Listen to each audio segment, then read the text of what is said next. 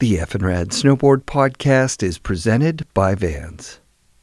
Before I start the show, this week's guest and his wife run Topia Retreat, a mindfully designed seaside boutique retreat center located in southern Baja Mexico with panoramic views and all the amenities.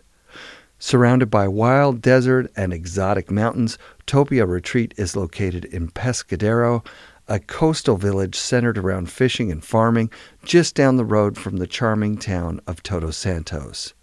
The retreat experience is infused with authentic local flavors and ingredients, from the freshest seafood to organic produce to their adobe pizza oven. The Topia menu does not disappoint.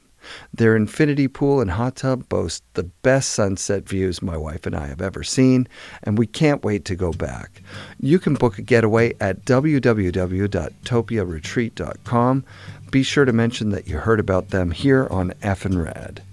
Season 7 of FnRad is sponsored by Wired Snowboards, the Boardroom Snowboard Shop, Anon Optics, Timebomb Trading, the Canadian distributor of 32, Stance, Rumpel, Rourke, and Dragon, and of course our friends at Tribute Board Shop in Nelson, BC. Tribute Board Shop is the community snowboard shop for Nelson, BC, which is the beating heart of the Powder Highway. When you visit Nelson, be sure to drop into Tribute and set yourself up with some amazing snowboard and skateboard gear sold by quality individuals. Also, subscribe to the Tribute Lounge on YouTube, where Mark, Shane, and guests review latest gear, shred, and even give you a peek inside John Buffrey's backpack. Go to tributeboardshop.ca and check out their Tribute split board, hand-built by Wired Snowboards right here in BC. Support also comes from Mount Seymour, Grouse Mountain, whose season is still going until the end of April, New Green Superfood Drink, Volcom Outerwear, and Intuition Liners. Thanks to everybody who supports the show. Kris Swierz is an East Coast pro who came up competing on sims with the likes of Todd Richards. Kris joined Liquid Snowboards as a pro snowboarder and traveled with the Ride Liquid and 5150 team during the absolute heyday of pro snowboarding. I met him at his Mexican home overlooking an incredible sunset, so sit back and relax, enjoy the sounds of the ocean and this awesome conversation with Kris Swierz. This is my cat Tope. Yeah, speed bump. Look at the sunset. When we were building this place, I'd walk down to the beach every single morning, just flip-flops, hat, shirt, on the beach. Not once did anyone ever take anything. I drive from here every day to go surf now because I can't really walk. It's a little too far, but yep. Never lock my car. Right. Yeah, nothing. I can't do that in Seattle. No. Your shit would just be gone in a second. Your car would be gone. Yeah, I mean, your Cadillac converter would be gone. Isn't that crazy? Yeah, I had left my card in a bank machine in La Paz. Yeah. And the guy came running out. He didn't want to touch the card. He's like, he just was like, "You forgot your card?" Yeah. And I was like, "Wow, thank you." Yeah. Like he could have just pressed like, "Yes, yeah, all the money." Please take that out. Keep spitting it out. Yeah, exactly. Yeah, no, people are really nice down here. I've been down here for a year and a half. Been coming down since 2010. I've never ran into any mean people. Yeah, me neither. Yeah, everybody's very nice. Yeah. Very family oriented. Yeah. Like very, to the gringos you got to watch out for. Yeah. Honestly, yeah, it's true. Yeah, it's nuts. Yeah. All Did right. you guys see any whales? I haven't seen any. Haven't seen any today. That's kind of unusual. Maybe it's a no whale day. Yeah, sometimes you have no whale days. That sunset. Yeah, it'll keep going for another halfie. It's insane. Yeah. It's beautiful. So let's start back at the beginning. Were you born and raised in Vermont, or did you move to Vermont as a kid? Yeah, no, I was born in Mobile, Alabama, and my dad was in the Air Force. Wow. And we moved when I was like a month old to Vacaville, California. You know where that's at? Off I-80, like by Sacramento. Okay. And lived there till I was in 6th grade, till I was 12, and then moved to Vermont from there. So did you have a skateboard background then, like being from California? Yeah. Yep, skated and BMX'd. Nice. Yeah, a lot. That's all we did kind of back in the day. A lot of BMX, little of both. BMX has a really huge part. Yeah. Plays a really large role in the history of snowboarding. Craig, BMX, Fulton, his parents owned a BMX store. I mean, yeah. Brushie had one. Yeah. I saw he was selling it. He had the Haro Master. Yeah. But my brother got me into that BMX. We used to race back in the day. I'd always suck. I think I was too small of a kid, but he'd bring back trophies. Yeah. He'd crush it. So older or younger brother? He's older, year and a half older. Yeah, that's usually the way it goes with somebody that gets into like pro snowboarding, you know, any pro sports. You have an older brother you're always keeping up with. Yeah, totally. Yeah, you're the younger one. He was always way better at BMX than me. Yeah. He'd crush it. Yeah, we used to race in like Vallejo and Fairfield and all these other little towns around there. Rad. Yeah. Big scene, right? Like California. Yeah, it was huge. Yeah. Yeah, there's tons of racetracks. And this was when I was like, this was probably like 85 or something like that. Right. It was that era, right? Like, so California for Northern Ontario, for Sudbury, Ontario, was like, this is a big claim to make, but I think I got the first pair of Vans in Sudbury when I was traveling, when I was 14. Yeah. I got back and Bobby Ricard, who was like, he had borrowed my bike while I was on a European vacation. Yeah. And just destroyed it. Yeah. It was toast. But he had also ordered a custom pair of Vans. So he showed up a week later. I did that before. I remember that catalog. You can jot down the things. Isn't that funny? Yeah, the little slip or whatever it is. I did that. Yeah. I got high tops with like pinstripes or something, I remember. Yeah, because you want to do something different. It took like 2 months to get them, but I was so pumped. So long. It took so long. It was awesome. It was like a real leap of faith. Yeah. You had to send a check for the total. Or your credit card number, you just write it on the thing. I think I mailed a check. Unbelievable. Probably some lawnmower money. I can't remember. But that was a big deal having Vans, and I always thought those I thought that was pedal marks. Yeah, it's not. No. I always thought it was Skateboarding. Oh, really? Yeah, Doug Palladini, or coincidence. I can't remember. I always thought they were for the pedals. So did I. I always thought that, but yeah, like 5th, 6th grade, you had to have the Vans in Cali. Yeah. Had Was it post checkerboard Vans, and then you had to have like?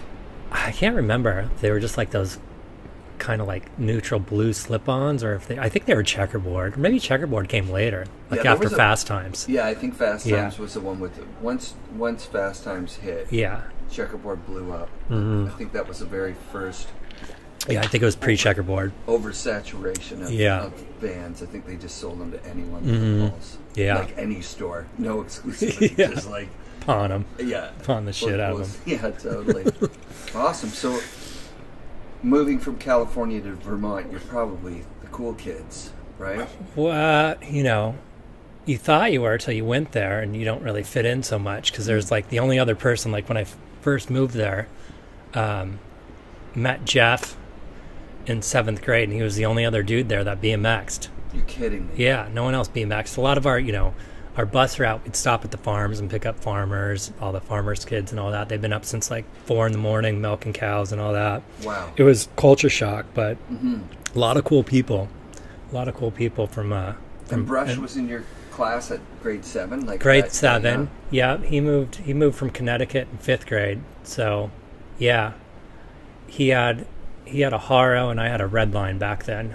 Nice. Yeah, and we'd make launch ramps down our driveway, down off the dock. I lost the photos, but sick. You were talking about learning tabletopes. Oh, that's so sick. Yeah, that was the main thing. Was the tabletop. Yeah, that's the method of BMX. Totally. Right. Yeah, I mean, I remember trying those forever and ever. Getting pictures and your bike is just slightly angled. Yeah, it would be the cross out. Can only get the cross out. That's it. No tabletop. That's totally it. Need the cross up. So you continued riding bikes in Vermont. Yeah. Jumping into the water, doing all that stuff. When do you first see snowboarding? Snowboarding. So the first time I saw snowboarding, I was still living in California. My mom would take me up skiing, and I can't remember which ski area it was, but I remember like I must have been like 10, 11 years old. And someone was going down the lift, just like. Wow. Ripping the side pal. I was like, wow, that's sick. Didn't know what the hell it was. Yeah. And didn't really even cross my mind till moving to Vermont and finally picking it up. But yeah, moving to Vermont, the first 2 years, ski raced with my friend Todd McGowan, a couple other buddies. Did like the, you know, Vermont had hockey teams and ski teams, not so many football teams and shit like that, you know. Right. So grew up skiing. We grew up skiing at this little ski area called Cochrane's. It was like an Olympic family, and Nice. Barbara Cochran, I think, won the gold back in like in the 70s or something. But that's so awesome. her son was in this last Olympics, and I Whoa. think he got a silver. Come on. Yeah, in the GS or downhill. I can't remember his name, something Cochran. But they had a ski area in back of their house. Unreal. Yeah, it was sick. It was a rope tow, T-bar, and stuff like that. But yeah, so we did that for a couple years, and then started snowboarding. I think 8th grade or 9th grade, like 87, 88, something like that. Yeah. Yeah. Yeah, that's about the same time I started. I think realistically my first board I got in 89. Yeah. My first one was a cruiser.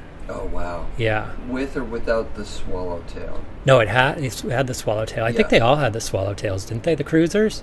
I think the cruise was the one with the kicktail. That had the kicktail. Yeah. That blocky kicktail. Yeah. I got my first board from Andy Coughlin at the boarding house. Oh, wow. Really? And it was actually, his cruiser was the one that I don't have it anymore. Someone stole all my stuff. Oh. I lost so many boards and photos, but it was I'm pretty sure it was the one he won the U.S. Open on. Come on. Yeah, it would have been like such a collector's item. I'd love to have that on my wall. Yeah, that's incredible. Yeah, so, yeah. So you rode that thing for... Yeah, for a full season. Was it like a 165 or something? Yeah, it was huge and heavy, and it had the Fast-Tech bindings. Oh, wow. You know, those clips. Yep. Like Yeah. 2 seatbelt straps on your binding. That's so dangerous. Yeah, they're sketchy. I guess then With huge high backs that just wrapped around all the way to your shin. Yeah, they were really race-centric at that point. Yeah, they were. Because that's pre-Mystery Era. Like, that's Craig coming to the team. And Yeah, Mystery Era might have been like a year or two after that. Yeah. Oh, that's fun. I remember the Mystery Era. We used to hang out at the boarding house a lot. Yeah. And they had like a coffin set up made out of wood, and that's the Mystery Era was in there, supposedly. Oh, wow. You know, and it was like 5 months before. I can't wait to see it. And it was all like nailed up. I can't believe it. That's so awesome. Yeah. Yeah, because Andy was affiliated with Burton, right? Yeah. Like he started his own store, but he had worked for Jake. Yeah. He was one of Jake's first employees. Then he was, you know, on the team forever. Mm-hmm. He would always win all the. Yeah, he was a superstar back in Vermont back in the day. You know, he was the one who dropped the rope. Oh, really? He and his brother dropped the Him rope and Jack? one night and at the golf course or wherever doing road laps. Huh. And they came back and said to Jake, "You won't believe this. He dropped the rope." I didn't know that. We don't need it. Yeah. Yeah. It's pretty. Yeah, Andy kind of took us all under his wing early on in snowboarding, and he would rent buses and bring everybody up to the ski area and like set up. You know, racing was really heavy back then, so he'd set up gates and we'd just run the course all night and provide transportation, and we'd go to contests with him. He'd put us up in hotels and all sorts of stuff. He was he's super like generous. The Ken Achenbach of Vermont. Yeah, he's a badass. Yeah, his own shop, and then bringing up the talent. Mm-hmm. So did you guys ride for a B-side team? I remember seeing B-side stickers on somebody's board. No, they were our nemesis. Really? Yeah, totally. It was. Oh wait, B-side is the other shop? Yeah, B-side was the other shop in Burlington. What was? So it was always a little competition between like the B-side and the boarding house. Boarding house. Yeah, oh, wow. always a little bit of bitterness. But I always liked the B-side people. They were always cool. But I was a boarding house dude. That's hard to believe. 2 shops in such a small little place. Too. Yeah, but, totally. I mean, with Burton being right there. Yeah. You need a Burton shop and then an everything else shop, essentially. Well, Burton wasn't there. They were in Manchester. They were back still then. in Manchester? Yeah. When did they move to Burlington, do you know? I don't know what year that was. I can't remember. But, yeah, I would just be guessing. I have no idea. I feel like it was after I got out of high school. Sometime in the 90s, I think. So those van trips to contests and stuff, are you still in high school at that point? Yeah. Oh, man. Still in high school. How did you do? You must have done all right. Yeah, we did Green Mountain Series and New England Cup, and yeah, always top 3, Nice. pretty much. Yeah, do really well in those ones. Brad. And yeah, a lot of people came out of those. There's, you know, Jason Ford, Noah Brandon, Todd Richards, Jeff, all sorts of people. Yeah, the Green Mountain Series was like the feeder series Mm-hmm. to, like, you know, coming out to whatever was going on in Brack, right? Yeah, totally. Like that would be like the finals for the year or something. Nationals? Would they have nationals in Colorado? Yeah, I don't know if the Nationals like always changed around. I can't really remember. Mm-hmm. Never really did the Nationals. Yeah. Yeah, I don't know. Did you travel out to other contests outside of like New England? Well, yeah, but not until I started riding for Sims. Okay. But yeah. How did you get on Sims? Sims doing well in the New England Cup and Green Mountain Series. Yeah. Trevor Graves had a big part in that for sure. He was out there taking photos and documenting everything, and Epic. I don't know who he talked to, but Sims was looking for some like freestyle riders, and it was picked up Todd Richards and myself and a couple other people too. I think Mark Sullivan. I can't remember who else. So Sullivan was Lisa out there Venceguera. too. Oh wow, Lisa. Yeah. That's cool. Yeah. She was an Eastie. Yeah. Yeah. Yeah. She got that pro model on Checker Pit. Totally. She was ripping. Mm-hmm. Yeah. Yeah, she ripped. She pretty much won all of her stuff back then. Wasn't it crazy? Yeah. That names Yeah. of companies like Mhm. they would do like Smelly Tuna or Checker Yeah, Pit or totally. whatever. There's so many stupid And names. you would get the boards and you'd look and you go, okay, yeah. Couldn't do it. You gotta paint it. Yeah, you were always on good brands. Totally paint them over. Unbelievable. Yeah. So what's the Sims program like? Like, do you remember what board you got from Sims? Yeah, they. Start? Yeah, they. So the first the contract was like for 6 boards a year, then photo incentives and all that. Todd tells this story in his book, I think, but Yeah. Todd ordered like 1 board. And then he calls me when he gets it. He's like, "What'd you get?" And then I listed off like I got all 6 at once, just like stacks of clothes. Yeah. Because they were on like by Vision Streetwear back then. I just got like came back from high school one day and there was like 10 boxes of shit at my house. Oh my god. Todd only ordered 1 board. Who was the team manager at that point? Gosh, okay, so that was Mickey Keller. I think she was after, but it was who's the guy that started Solomon? Oh, Brad Stewart. Brad Stewart. Yeah. Yeah, Brad. So he's just shipping out boxes. Yeah, Brad. Yeah, Brad. It's a cool What is dude. that? Yeah. Yeah. He's the lost episode. I recorded one with him. Uh-huh. It's perfect. It's epic. I Yeah. edited it, and then my computer froze. Uh-huh. And I was so mad. I just was like, Yeah. on to the next episode. Yeah. So it's stuck somewhere on the computer. Yeah. But Yeah. He was basically running Sims at that point. Yeah, I think so. Like Tom was off in the hills. Mm-hmm. He'd taken a lump sum paycheck basically for the rights to the name. Yeah, I think he might have been licensing it out. I don't really remember. Yeah, Brad says, oh yeah, Tom would come down in November, December sometimes with drawings on napkins or like big pieces of paper, like this is what we got to build. Yeah. And Brad would be like, dude, we had to order boards like last February. There's no way we're making this year. Yeah. Yeah. So that would have been the ultimate team to be on out west. Yeah. Because everybody's Burton, But and a couple of people yeah, who know what's up. Mm-hmm. Are Sims. Yeah, it was pretty. Yeah, it was. You were definitely kind of an outcast there on the Sims team, full of everyone riding Burton, you know. But then at the same time, it's like snowboarding is so young and so new. It's like just being a snowboarder, you're part of the group. Yeah, Right. It was funny. Like all of our stuff back then said Team Sims down the leg, you know. Yeah. And we showed up. Yeah, Todd and I. They flew us out to the Vision Pro in Squaw Valley. Wow. And Todd and I showed up with all of our team stuff on. We saw like Roach and Palmer didn't have any of that stuff, so we just shedded our shit.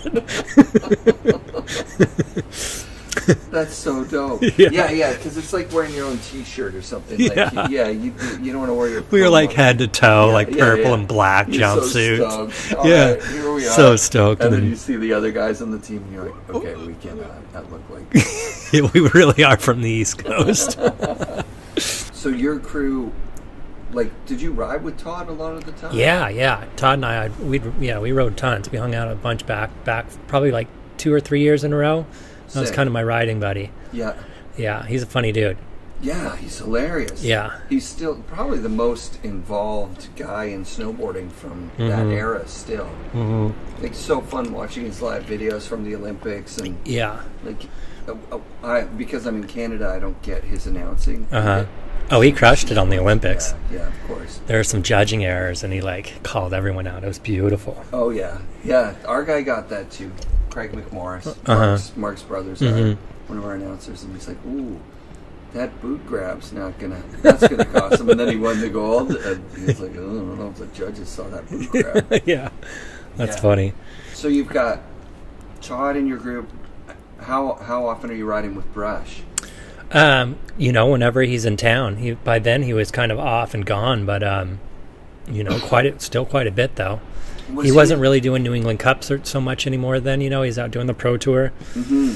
He was the first to kind of leave and make it big as a pro rider. Yeah, he cut out kind of early. It was like he went to Chris Carroll's snowboard camp. Yeah. It was just in high school. He was going to a snowboard camp, came back, all of a sudden he was sponsored by Burton.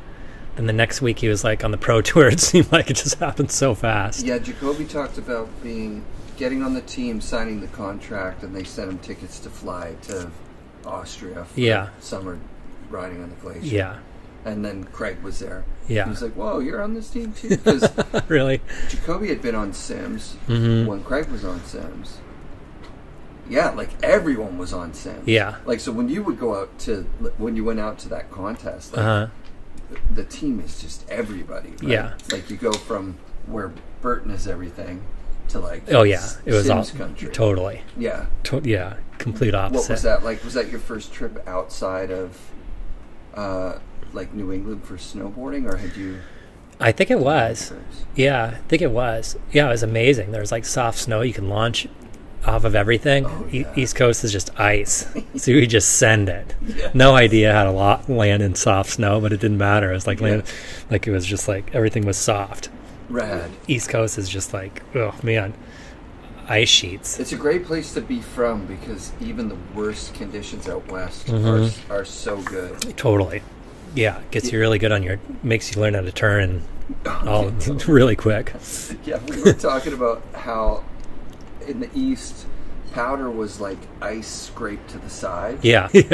And then powder out west, you're like, well, Yeah. this sucks. I don't know how to do this at all. Yeah, it's a different story. Yeah. For sure. I remember doing a contest in New York, and it was like, there wasn't even snow. It was just like 3 inches of ice, and you could see the grass and rocks and shit below the ice, like clear ice. That is nasty. Yeah. We did a contest there. I couldn't believe it. It was so dangerous. Yeah, I remember blue ice, like actually looking at the hill and going, oh yeah, no, we always have blue ice. This was like clear ice cube ice, like out of your freezer. I don't even know how it was made. Never seen anything like it. It was so sketchy. Yeah. So sketchy. So, on the contest scene, where are you placing? Like your top 3, you're saying. Like so is Todd a lot of the time, I'd imagine. No, Todd pretty much won them all. The only time I'd beat Todd is if he crashed. Todd would win every single one. Yeah, I think because he had a vert ramp or something like that. He's such a good skater. He was also dedicated and trying. And he's got a lot of natural talent too. Yes. There's a couple people that I've seen snowboard that has a lot of natural talent. It's Jeff for sure. Todd is definitely, for people from the East Coast. I think just those 2 people. Yeah. Like where it seemed like they really didn't even have to try. They want to do a trick, they're just going to do it. Yeah. When it's like me, I got to do it like 100 times, and I probably still can't even do it. Same. You know? Try over and over and over. Yeah, that's what Blaze Rosenthal was talking about. He would craft his parts by just trying the trick over and over. Yeah. Until he got it perfect. Yeah. But I mean, his parts are insane too. So think there's a bit of self-deprecation there. Obviously, you were really good. You had a great career as a snowboarder. Yeah. For several. How long did you do it for? I think 15 years or something. Yeah, till '98 maybe. I broke my ribs. Oof. At a contest in Aspen, like over-rotated and just had to go to the ambulance out and everything. Thought I had internal bleeding, but I couldn't snowboard for like a year and a half. Yeah. I did a contest. In South Korea. Wow. After that, maybe like 6 months later, and it was like my first day riding, and it just hurt so much. Still did good. I think I got like third or fourth in that one, and that was like my last one. Yeah. And then, but it's still like, man, I really had to push through it. It really, really hurt. Oh man, that sucks. Yeah. That's a bad injury. It sucks. Can't sneeze, and I couldn't. Cough, all that stuff is the worst. I couldn't even get out of bed for like a month, I think. Oh god. It was so much pain. I didn't get X-rays, but maybe I separated them or something. I have no idea. Yeah, they could have just broke and then healed back together. Who knows? Yeah, but that never really came back after that one. That was tough. Holy shit. Yeah. And you were on Liquid at that point, or were you on? Yeah, I was on Liquid then. So, walk me through the Sims years to getting to Liquid. Like, how does that offer come up on the table? So I do pretty well in the U.S. Open, just because I would always ride that half pipe, and they were just looking for a half pipe dude on Liquid, I guess. And I was really good friends with Dale and Nate and Rowan and all those dudes, Russell, Jason, and how were you friends with all those guys? Well, they're all Easties. No, they're except Dale and Rowan. Yeah, well, Russell and Jason are East Coast dudes, but the Dale and Rowan are Midwest. But I became good friends with them. I met those guys in Mount Hood, and just one summer, and after that summer, we moved to Breck together, and just always kind of been pretty tight. We'd always hang out. Yeah. Oh, that's rad. So yeah, So when did you move from Vermont out to anywhere? That's hard because like doing all the contests and stuff, you're always gone, so I don't even really feel like I lived anywhere for a long time. Right. But Ride had a house in Vail, maybe in like 95, 96, and lived there for a bit. Would live in Mount Hood in the summers, and then moved to the Seattle area maybe like 96, 97 maybe, something like that. Right at the thick of like the ride thing. Yeah. How early are you on the ride team from when it starts? So I guess maybe the next generation, I would say. Yeah. So like Jason and Russell and Jake have boards. I think Jason has them the first year, which should probably be 94 or 95. But that series. Yeah, and then RJ, the RJ comes out.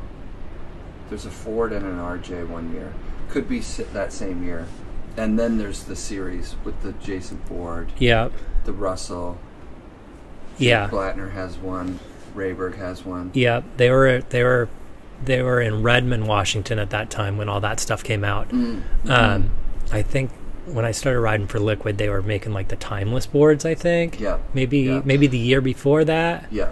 That was Russell's brainchild, I believe. Timeless? Yeah, he was like, let's go away from pro models. Like, let's do like cool series. I think he's pretty tight with Terry, so the Balance series comes out around that same time. Yeah. Yeah, you were talking about being with the Terry and Brushie up in Whistler. But that would have been amazing to live up there at that time. Yeah. I think maybe like spend like, it was short period, maybe like 2 months in the summer, month and a half. I kind of bailed early and went to Hood. Yeah. But yeah. What a place, eh? Whistler's awesome. What a time. Yeah, it was incredible. Met a lot of your Vancouver buddies there too. I like that whole Canadian crew. Oh yeah. There's good stuff going on up there. Who would you have hung out with up there? Nick's, Mark Castengay. Oh wow. Royalty. Kevin Young a little bit. Yep. There's just a whole crew up there. Gosh, Kevin's really fun to ride with, hey? Oh yeah, he's so good. Fast and smooth. And he's one of my favorites. Yeah. I've only ridden with him once or twice, but it leaves an impression. Yeah. You're like, oh wow, that's what a pro is. Yeah. Right there. It's crazy. Like, do you ride a Blackcomb Whistler a lot? Not much anymore. I did a lot when I first moved out because that was like the pedigree, right? Yeah. Like, I just got addicted to the little Vancouver scene. I went up there maybe like 3 or 4 seasons ago and went out with Sheen and Nix. Saw Wes, but they were all riding in a big group and they ride so fast. So fast. Yeah, fast. Totally. Yeah. You got to keep your speed through a lot of the cat tracks because they're all cat track hits. Yep.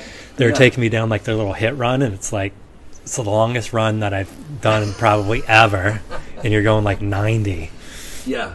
But they ride so freaking fast. Yeah. So I became a kind of weekend Whistler guy. Is it hard to get up there? Baker was better. Like, you just go down to Baker, it's more chill. Is it about the same drive? It's the same. Yeah, It's I'd go to almost Baker. exactly the same. Yeah, we would go early season to Baker, like Thanksgiving time, and get a house there. Ride would get us a place there to kind of like get our legs going. It was so much fun. I don't know Baker all that well. I mostly would ride Alpental, kind of up I-90 right out of Seattle, which is amazing too. But their snow level always hovers around POW or rain. Yeah, that's the downside of that place. Yeah, that's the same with Vancouver. Yeah, but man, it's like that place is so much fun. They all their out of bounds stuff is patrolled, so they'll go and blast it in the morning. Everybody, like if there's a POW day, everyone will go up there like 8 in the morning, wait in line, and they don't open up anything till 11. So I can sleep until like 10, cruise up. Everyone's gone by 12, and just do laps of just like the sickest terrain. Oh, that's the best. It's all chutes and little cliffs and just real technical POW riding. It's super fun. That's so. It's like my favorite mountain. Yeah. So your competitive days, you're competing in half pipe, right? Yeah. Like, so how do you join the pro tour and do all that stuff? Yeah, I did the World Cup for a little bit and the US tour. Yeah. Never really crushed it. Top 10, had top 10s quite a few times, but never really podiumed or anything. You had that back cover on that Sims board early on. That was a nice one, hey? Yeah, that was from Breckenridge back in the day. Oh, and I had the Sims suit on. I didn't know to take it off. Nice. Was that early on? Yeah. Yeah, I remember that shot. That was the black and purple jumpsuit. Oh, that's amazing, dude. Amazing. Yeah, that was a surprise. I didn't realize I was getting that till it came out. Who shot that? Hosnick. Oh, sick. Justin. Yeah. That's epic. Yeah. Of course, yeah. Justin was pretty prolific for a photographer out of Colorado at that time. Yeah, I didn't shoot with him that much, but yeah, that was sweet. Yeah, it's always fun when the Transworld guy shows up and then epic shot. You're like, oh my God. Yeah, totally. Yeah, we do a lot of night shoots back in the day with Trevor. Yeah. And Trevor was just like a photographer's hero back in the day. Took such good photos. Unbelievable. He'd bring up generators up to Stratton at night and do a lot of night shoots. Yeah. He's got tons of incredible night photos. Yeah, those Russell shots at night are all him. Mm-hmm. I can think of a bunch of Trevor Graves shots that. Yeah, the Russell shot's epic. Yeah, there's a couple. Yeah, unbelievable. Man. Totally.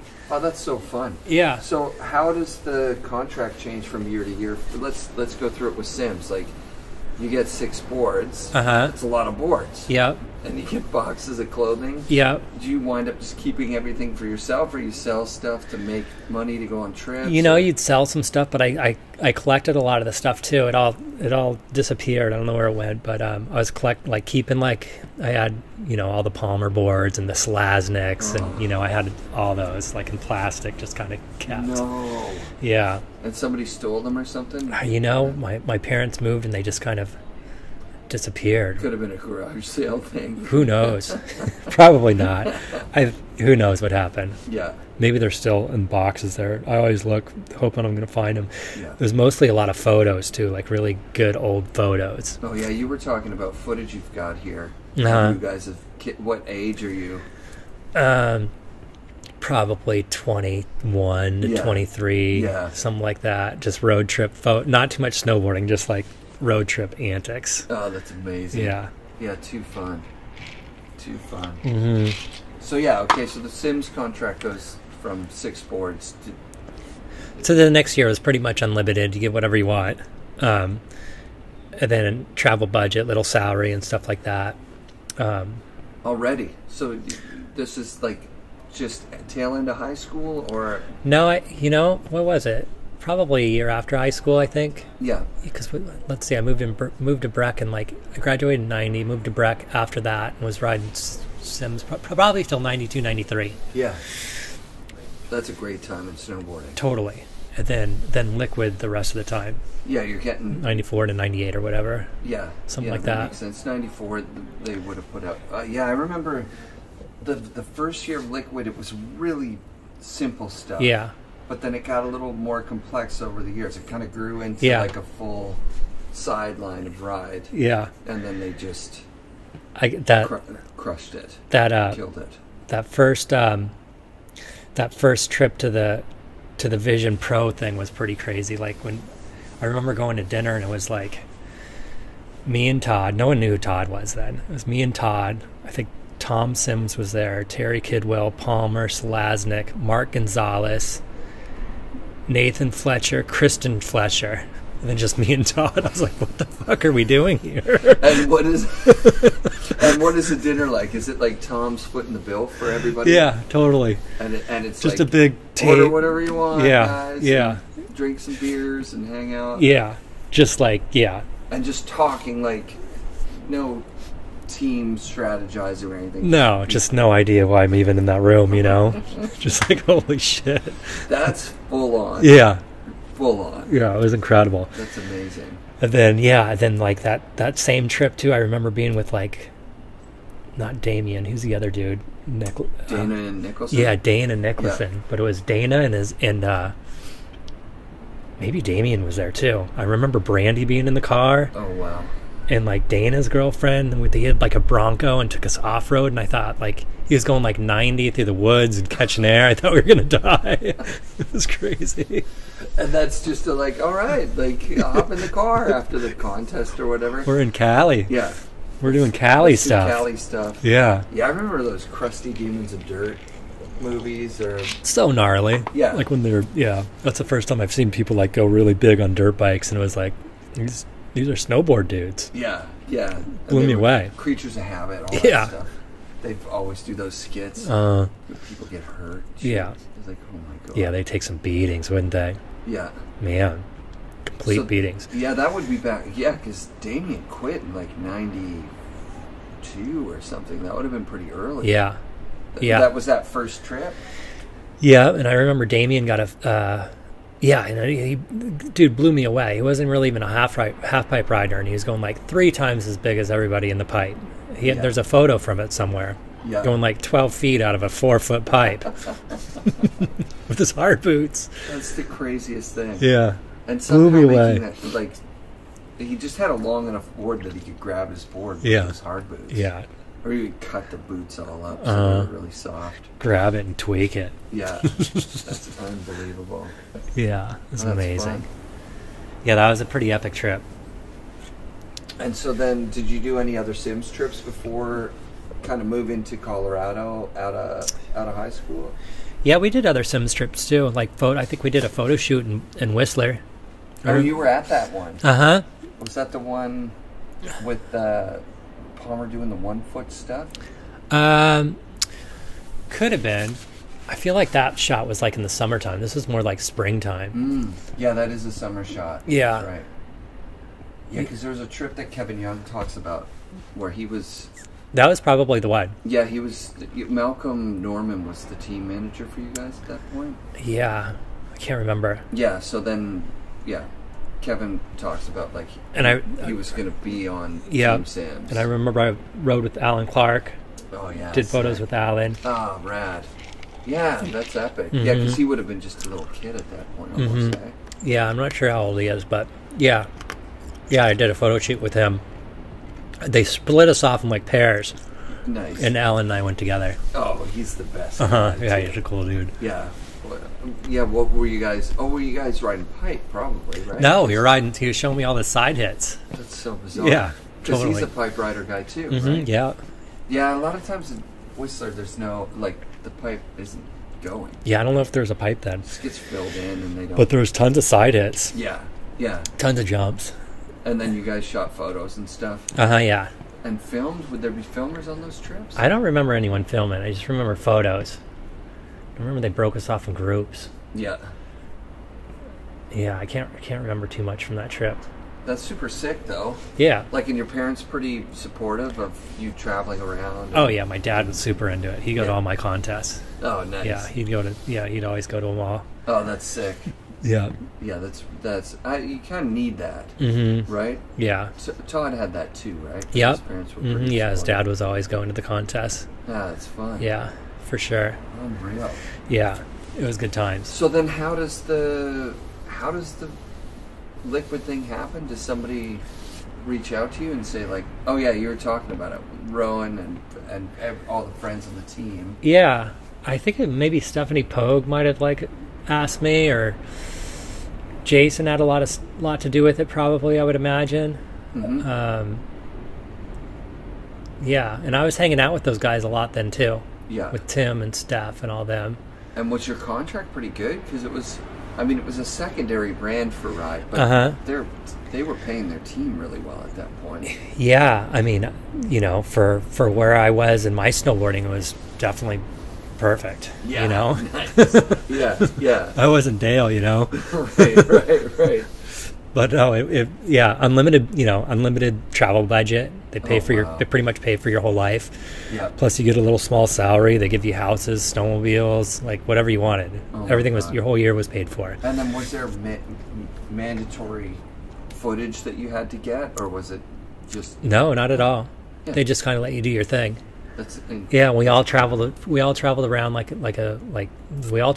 together. It's like a big family. Not only the riders, but all the employees too. Like everyone that worked at the Preston factory, we'd all because when I moved to Seattle in '96, it wasn't just me. It was me and Dale and Pat A and Shinaki and Russell, and the whole team pretty much moved there. So did you guys share a house, or did you? Yeah, we moved up dope. to Lake Stevens. Oh, nice. Yeah. Oh, that's so sick. Yeah.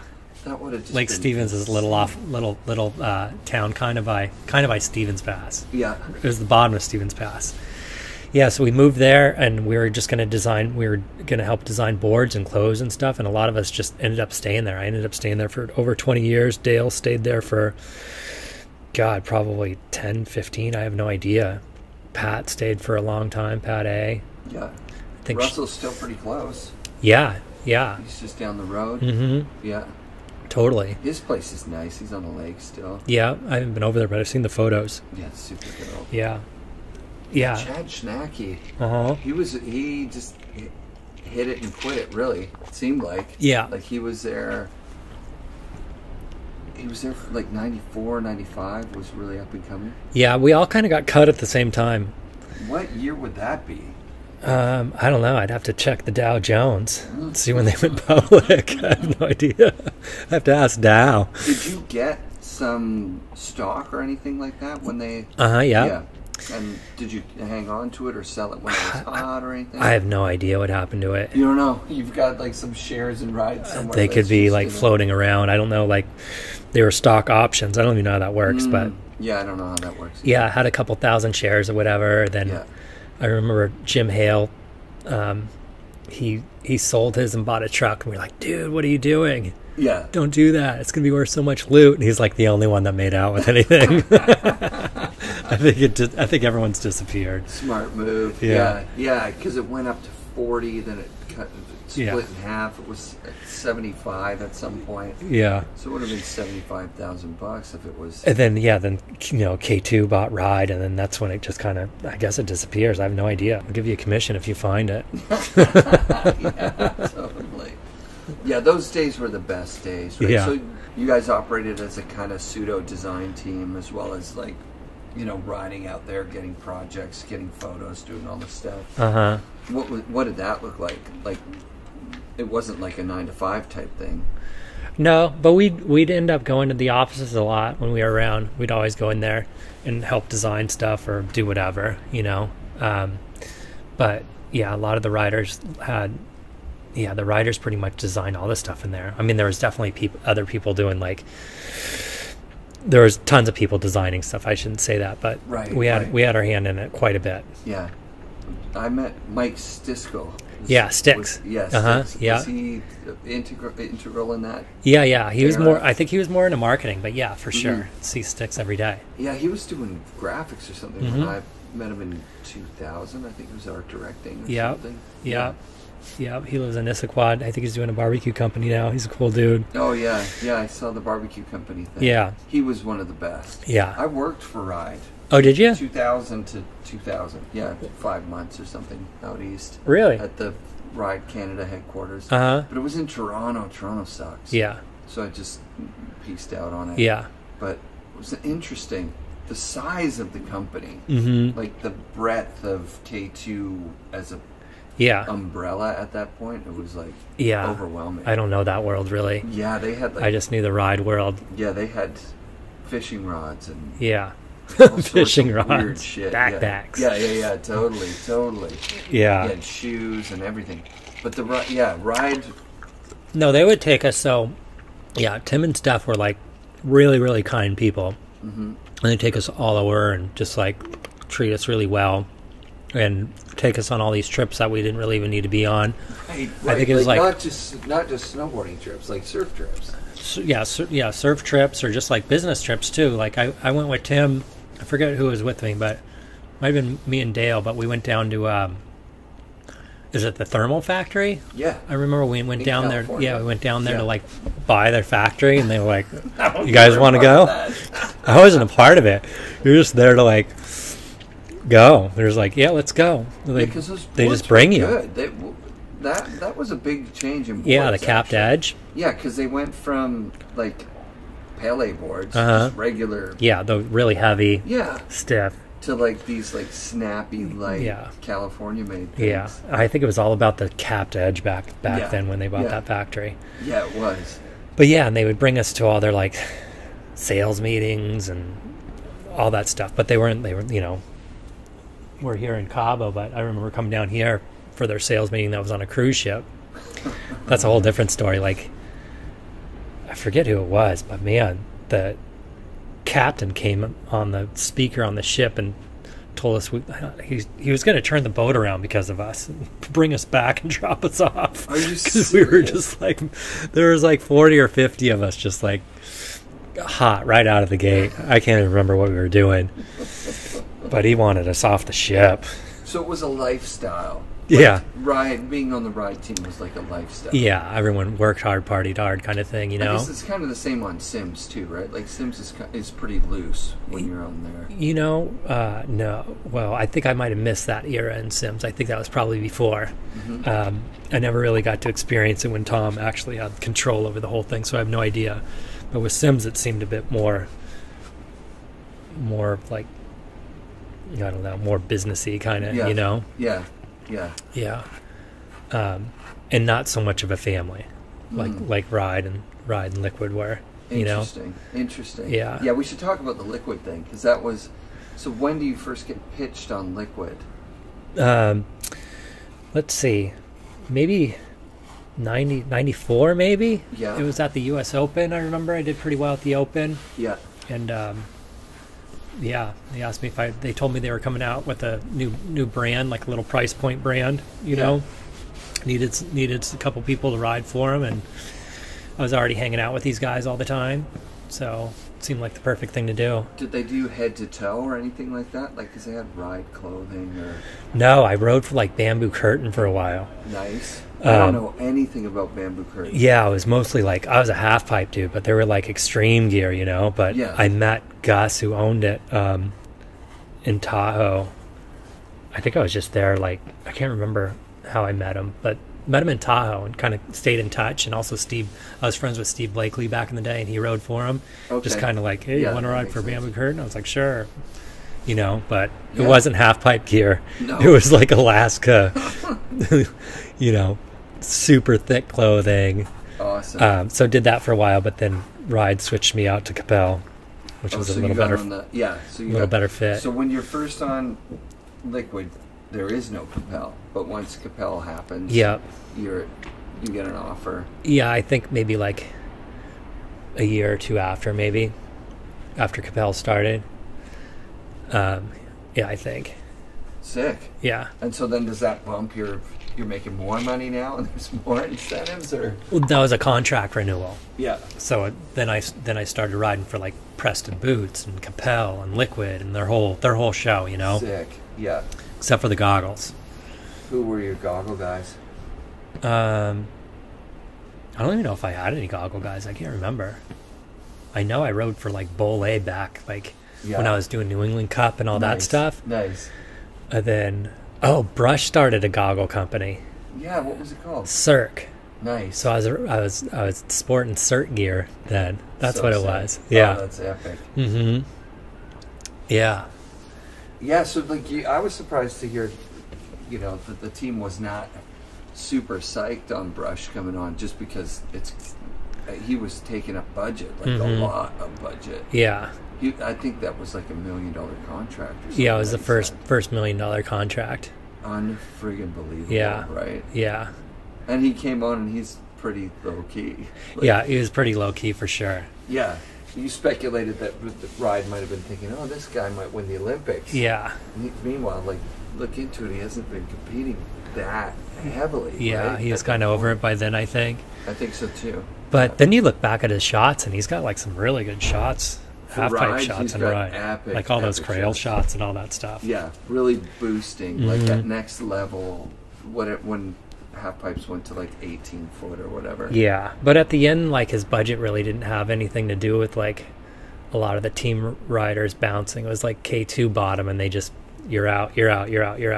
Yeah, Tim and Stephanie, from what I understand, were like that, like rider side of things. Yeah, they were. And then you got Salter on the other side, just being the money guy, going, let's make bikes and scooters. And Totally. Yeah. So then when K2 buys them, it's like the money it just one. Yeah, and it just changed in a second. Yeah. Like I said, I worked there in 2000. I think K2 probably bought them in 99. And at that point, Liquid and 5150. Yeah, I forgot about 5150. Gutted. Uh-huh. Yeah, who was on the 5150 team? Ranquet? Yeah, and Rocket was on Liquid. Liquid. And Jim Moran. Jim Moran was on Liquid. Ben Ashburner. Oh, yeah, Ashburn, too. Jim Hale. Oh, yeah. It was a pretty big team. Yeah. Legit guys on that team. Yeah, and we'd all travel with the ride dudes. We'd all travel together. So then it was like a massive team, right? So, like, would you guys do, like, okay, we got enough ride shots off this feature, get the Liquid guys on it, or what? No. It was just everyone's just riding. It's just fun. Yeah. There was nothing like that. There's no, like, structure to your photo shoot or anything like that. Nothing. No, you just go session, set up the camera, build a jump, hurl yourself. Hopefully you don't scorpion. It seems like the best possible team to be on. I think so. Yeah. I would think so back then for sure. Because it was like a Burton level company. Yeah.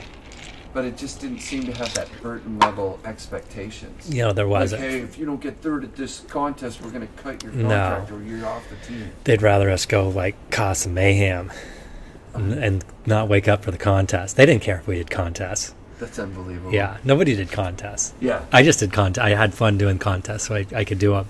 I didn't have to do them. Yeah. But what are some of the highlights when you look back? Like what stands out as, like... I think the most fun that I had on a trip was probably Island Lake Lodge. We went there and did a photo shoot for like a week, and it was POW the whole time. Craig was there, actually. And I skied before. Scott Schmidt was there. I thought that was kind of cool. Remember that dude? Yeah, of course. I got to go... the owner brought us up in the Cat at night, full moon, and got to go with Scott and Craig and Jason, and it was sick. Did a couple runs like full moon through the trees. Come on. Yeah, it was amazing. At Island Lake Lodge. Yeah. And then I think our trip was maybe a week, 10 days or something like that. Then at the end, this is how cool the Pogues were. At the end, they were like, trip's over. Whoever wants to stay, we'll pay for it. And I stayed like an extra week. And no cameras, just stayed and rode POW. It was amazing. That's just unbelievable. Yeah, so cool. Yeah, of course, it's like trip of a lifetime. Totally. It was a trip of a lifetime. It was unbelievable. Yeah. It was the most fun snowboarding I've ever had, I think. Like, out at this lodge, nothing's out there. And just every day was POW. big jumps. And riding with Craig? Was Craig guiding, or was he just up there the week that you guys were there? He was up there the week we were there. We didn't ride with him, really. He was kind of doing his own thing. And he might have just came for a couple days. I can't really remember. Yeah. Yeah. Yeah. Probably shooting photos when it's good, or... Well, he owned part of it. Him and Jake. Yeah, I can't remember. Yeah. But I know he was there for a couple days. Dude, that week after, just like getting up every day, getting in the cat, riding those runs. A couple of resets, I'd imagine, in there too, like new snow, first snow. Yeah, totally. There's tons of resets. I think every night there was a reset. Then it was Bluebird. It was amazing. Oh. Absolutely amazing. Yeah, so that was a fun trip. Yeah, I remember doing a trip with Jeff and Ranquet. This was like when they brought Jeff on, and there's 5150 and all that. Mike, so funny. Like, those guys are superstars, and I'm like B-level. And he's like, "Are you our escort?" Just give me shit the whole time. Yeah, I can see that. He operates in that space constantly. Huh? Totally. Yeah. But man, he's famous in Japan, I'll tell you. Like, people come out of... I remember being like, wherever that little district is where they sell a lot of electronics, and there's like a couple different people like ran out of the stores. Mike Ranquet! Ah! Really? Yeah. Just like shit. In Tokyo. Yeah, that's no so snow sick. around. They're into it. They were into it back then. So you got to ride POW in Japan yeah. before it was like busy. Yeah. Yeah. Yeah, we had... I remember doing a World Cup there, and it was a POW day, and back then, I don't know if it's the same, but the Japanese wouldn't ride in the trees because they thought they say there's spirits back there, right? Right. And we were just like killing the POW in the trees all day long. It was amazing. And there was a group... I remember there was a group of like 15 or 20 of us cruising through the trees, and we ran into a big boar with like horns. Just like snorting, and we all stopped and freaked out. It was crazy. That's unreal. Yeah. Japan's a fun place. Yeah, no doubt. Yeah, so that whole time on the ride team, you're traveling yeah. wherever the snow's good. Yep. Wherever people want to go to. Yep. I was either doing contests or doing photo shoots or whatever. But they kept our schedule really full. Yeah. That's for sure. Bunch of European stuff as well, or just mostly North American? You know, I didn't really do any of the European stuff. I did European stuff with Sims before then, but I don't remember doing any with Ride. It was mostly Japan, yep. New Zealand we'd go to, and then all over the States for sure. Oh, Argentina. I remember doing an Argentina trip with them. We almost died. How so? We were flying from, remember that movie Alive? Yes. Where the plane crashes and they eat each other? Yes. We were doing that same flight from, I think it was Santiago to Mendoza, like over the Andes, right? And the stewardesses before were kind of making fun of the trip, calling it the Hail Mary. Yeah. This is the Hail Mary trip, and there's like this certain little vibe before we even got on the plane. Yeah. But no big deal. My dad's a pilot. Like, I love flying. Took off, and it was like complete bluebird, no problems. And all of a sudden, it's like turbulence like you've never seen before. The wings start like flapping like a bird. Like, I was looking out the window just waiting for one to snap off. It's 1 second you'd be level, next second you'd be like totally almost upside down looking at the ground. All the tray tables flew down. It was during like beverage service. The stewardess flew up, hit her head on the ceiling, came down and snapped her ankle in half. All the oxygen masks down. And I swear I was just waiting for the wing to fly off. And then like, it's pretty crazy because you could tell people's different personalities when that happened. Like, Dale was like, Jesus, Mary, save my soul, like totally praying, and he's not churchy at all. Yeah. And then Jack, and I think it was Jack or Nate or Jack. I think it was Jack Coghlan and Nate Kohler, like looking back at me because they know I was in airplanes and shit like that. And they're just like, they're totally laughing. Other people are crying tears, people praying, just like all these different things going on when everyone thinks they're about to die. And then it was crazy. And you made through it. Yeah, we made through it, but it lasted for like 10, 15 minutes of just like sheer horror. Oh, and I couldn't fly. Like even to this day, 20, 25 years later, like whenever I hit turbulence, I have to kind of like pause. Yeah. And just kind of like, oh shit, is it going to happen again? That's so gnarly. Yeah, we landed though, and the ambulance met us. They didn't make it to the gate. Pilot came out. He was like head to toe sweat. Yeah. It was stressed. It was sketchy. I thought the wing was going to fly off. That's super scary. It was so scary. Yeah, we had a little turbulence on the way over here.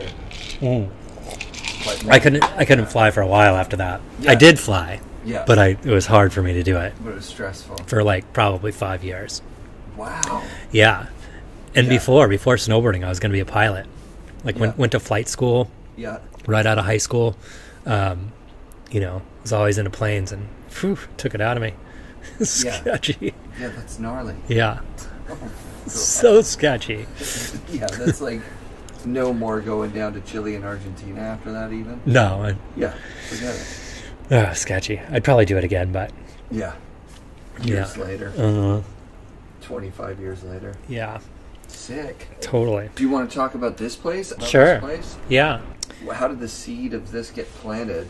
Gosh, so basically we bought a place in Cerritos in 2014. We've been coming down maybe 3 or 4 times a year. Just each time we came down, we liked it a little bit more and more. Mm-hmm. My wife was doing yoga retreats down here, and we were shopping for a lot to maybe build a house on someday. Like, who knows, 20 years or whatever. Yeah. Then we found out the yoga retreat center that we were doing the retreats at before was for sale. So we were like, shit, maybe we should just buy that and move down. Right. Just like, maybe we can do it. Yeah. And try to buy that. It didn't end up going through. And then from there, we were just kind of paused for a second, decided if we still wanted to do this. Is it a pipe dream? They were like, screw it, let's do it. Started shopping for lots. Found this one that we really loved, and just went through all the permitting process and the planning and all that stuff and built it. It was a lot of work. Yeah, and COVID hits right at the, had you broken dirt at that point? Pretty close. Yeah, no, we moved down here. And started building after COVID. After COVID. Yeah, but we bought the lot pre-COVID. Yeah, yeah. But, we didn't really think about that much. Yeah. It's like permits and all that. You just we're going for it. Yeah. Yeah, so it took about 14 months to build, but we bought it in 2018. So between that and now was all like architectural stuff and permitting and environmental studies. You get a architect? Yeah, we had a couple of them. We started with one in Seattle that did the whole like envelope of the place, all the footprint. Then we hired a local one to make sure that we were set up for hurricanes and all that stuff, and started messing with the floor plans and stuff like that.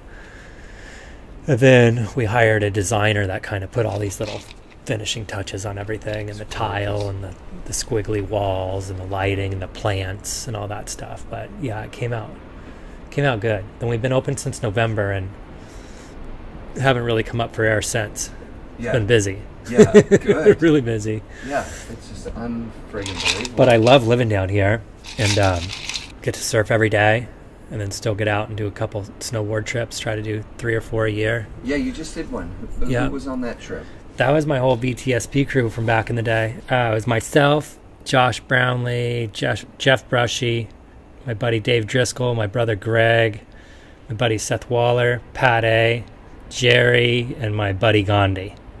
So sick. Yeah, it was fun. And it's just riding groomers and just like getting buck and having fun. Yeah, we got the 2-bedroom condo and stuffed 15 people in it. Oh, that's perfect. It's fun. That was fun. You could walk to the lift. We hadn't done a snowboard trip forever, so it was fun. Yeah. From like always doing them to never doing them again, really, like it's snowboard, but you never like go to a different state and go for like a week with all your buddies. I haven't done that in so long. It was amazing. And it was a Vermont snowboard posse. When everything was posse, VTSP. Yeah, everything was posse. Yeah. At that time. When did you guys start that? Like high school or? That was high school. That was probably 10th, 11th grade. My buddy Josh Brownlee, he just for Christmas, surprised us all with like custom T-shirts. Nice. And it just said VTSB on it. It's not like it was started. It's like, let's start a posse. Yeah. So it was like Christmas time, and he like took his time and drew out all these sick shirts. Oh, that's dope. And like my shirt was like a picture that I had like in ISM back in the day. Jeff had one that was like published somewhere. It was like me and Jeff, my buddy G-Man, Josh Brownlee, who started it, Cole Boucher, and Mike Hayes. That's so rad. Yeah, and then after that, there was other people, like tons of other people that kind of hopped in. Whoever put their name on the board could pretty much be on that crew. Oh, it wasn't really like, this is the crew. Yeah. It was more kind of funny kind of stuff. Yeah, that's what the whole thing was. Like it was crews. It was we just mark our boards up. Yeah. It was really nothing, but it's pretty funny because it did kind of take its own little form somehow. I have no idea. I think that was probably Jeff's fault for putting it on his board. Yeah. But Vermont has a snowboard Hall of Fame, and they inducted us into it. The whole posse. Yeah. Oh, I love it. It was pretty sick. Oh, that's awesome. That was like in 2014, I think, in Stowe, Vermont. That's and at this old, I think it was an old church or an old high school or something. And we were thinking like maybe a couple of our buddies and family would be there, but it was during Jake's party, and he lives in Stowe. Oh, wow. And he brought like his whole team down, so it was like all the New Burton team, Jake, and just like the whole place was packed. There was like 100 people there. Dude. It was packed. Oh, it was pretty sick. Yeah. It was fun. That's a life memory. Yeah. Hey? I'm sure I'm probably missing some other people, but yeah. So that's how it started. Just like my buddy making some Christmas gifts for us. Yeah. Well, Brownlee had a good career too, right? Like actually, Josh rode for Liquid too. Oh, did he? Yeah, I forgot him. He had a pretty bad accident in Tahoe and was in the hospital for like 3 months before. I think he was like 23, 24, but he would have been on all those trips with us if that wouldn't have happened. Yeah. He just got picked up by Liquid, and he was doing his thing, and went over, I think it was Donner Pass, went off a cliff, like maybe a 30-footer right to rocks. Just like, ugh. Yeah, snowboarding is way gnarlier than, like for injuries, than any of the other board sports, really. Yeah. Right? Yeah. Like, you're surfing out here pretty close to those rocks, but like the number of times that somebody gets swept up onto those rocks. Yeah. That's not a tourist that's just swimming out there not knowing what they're doing. Yeah, right? totally. Like once you get to the point where you're paddling outside and getting that break, you're not going to slam into the rocks. Yeah. Sometimes.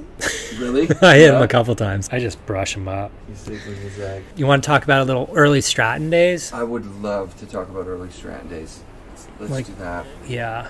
Because it became the hub of the wheel for that's where the U.S. Open. That's where everyone honed their skills. Yeah.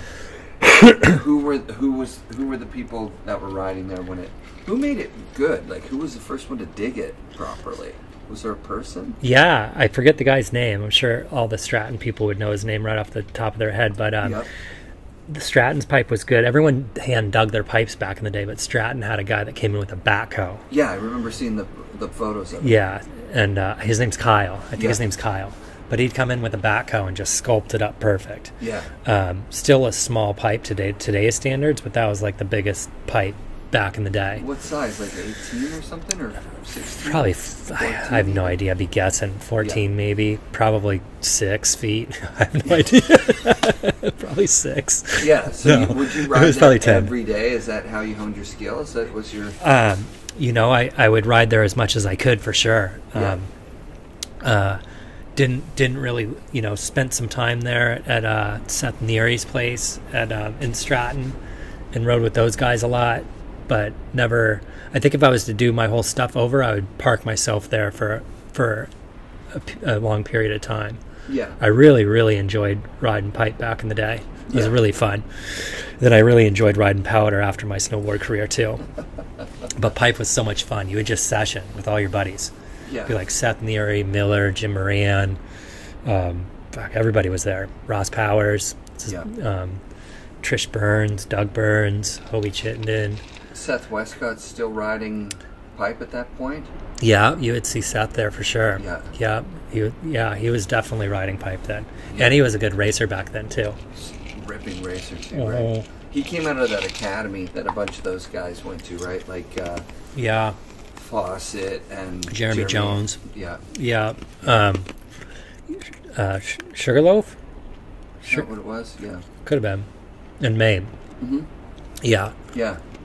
Yeah, Fawcett was on Sims when I was on Sims, too. Of course he was. Yeah. Yeah, he was ripping it. Yeah, he was. He was good. He was a legitimate half-pipe competitor for a while there, too, but that was really his racing was... Yeah, his racing was top-notch back in the day. He was unbeatable there. Yeah. He'd do well in the freestyle stuff, too. Yeah. But not like racing. Yeah, people used to shoot for that overall. That used to be a big deal. Yeah. That's when I was, earlier days of my snowboarding, it was racing, then freestyle with racing. Yeah. But yeah, when you competed back then, you would always do half pipe and then whatever, gates. Yeah.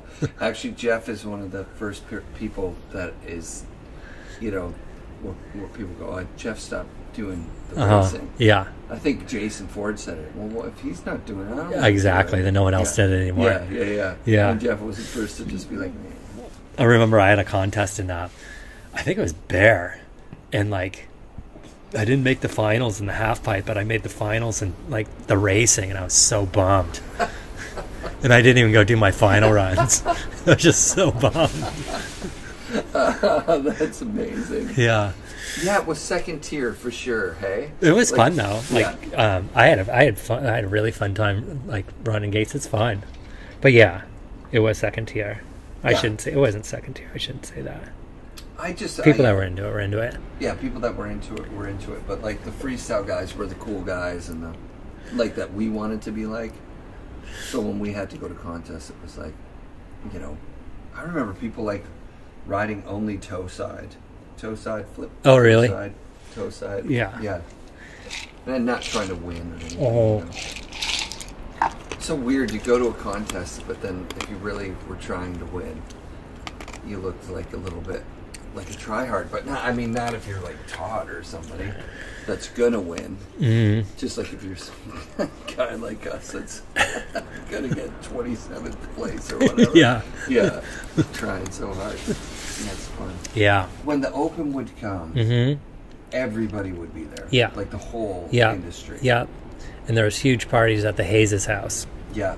And there were Steve and Mike. Yeah. Super nice dudes. Yeah. And they let us stay on their floor. We're in high school. Oh, wow. Stay on their floor and sleep next to the keg. But you could walk right up to the pipe. Amazing. That's nuts. Yeah. Yeah. That would have felt like the entire industry's all in one Totally. spot, Yeah. Every year. Uh-huh. And it's your home spot. Yeah. They were nice to us in that way, Stay here. Did you ever have a, podium at Stratton? No, never a podium, but top bunch of top 10s. Yeah. Made it through to the finals. Yeah, finals were 16. It was tough because I wasn't really a consistent half-pipe rider. I'd always crash. Have a good run, bad run, and they were all combined scores. Oh, yeah. Yeah. So I'd have one good run and then one bad one. Yeah. And then always finish it was hard for me to make the finals that way too, actually. Right. If I could stand on my feet, I'd make the finals pretty easily. Yeah. And then I don't know if I've ever put 2 runs down. In the finals. Yeah. Right. But in practice, I would never crash. It was weird. That is weird. Yeah. Yeah, was it I wasn't a good competitor. Yeah.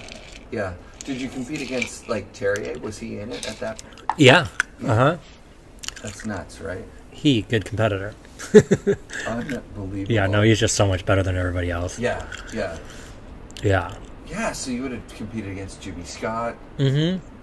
Guys those competitor guys. Yeah, totally. And Craig at that era? Yeah, I competed against Craig in the Open for sure. Sick. But maybe only the first couple years. Yeah, because he quit competing. Uh-huh. Yeah. But he was definitely in there. Terry Terry Kidwell, Palmer, Slasnick. Still competing. Yeah, I remember Terry Kidwell at Stratton for sure. Yeah, probably into the Apocalypse days too. Yeah, I think it probably was. Yeah. Yeah. I didn't know much about him until I started doing the show. Uh-huh. And then you look back and you're like, wow. Yeah, way ahead of his time. Just such style. He's so sick. Keith Kimmel too.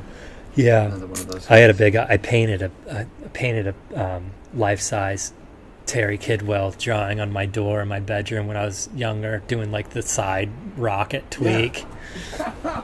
That's amazing. Yeah, I wish I had a photo of it. I never took a photo of it. Oh, that's so. I can't even draw, but it came out really pretty sweet. Oh, that's dope. Yeah, I never told him that. You It'd got be to do embarrassing. that up here. Yeah. Yeah, I should, right on the wall. Terry Kidwell right there, like a high school era drawing. Yeah, I love it. yeah. Oh, that's amazing, dude. That's funny. That's a good spot there, Yeah. dude.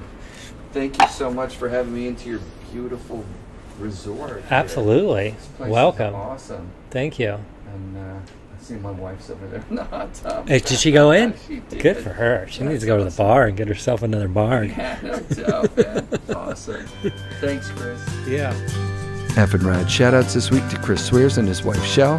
Thanks for the margaritas and letting my wife use the pool and hot tub. Special thanks this week to Devin Walsh for ripping up Seymour, with Mike Rutter from Caribou, Rob from Wired, and Brad Hefner, among others. Fun times. I may have to skip next week's show in order to get George Pappas's episode dialed in. I can't wait to get that out for you guys. Be sure to come back and watch the feed for another episode of the FnRad Snowboard Podcast, presented by Vans and brought to you by SIA Productions.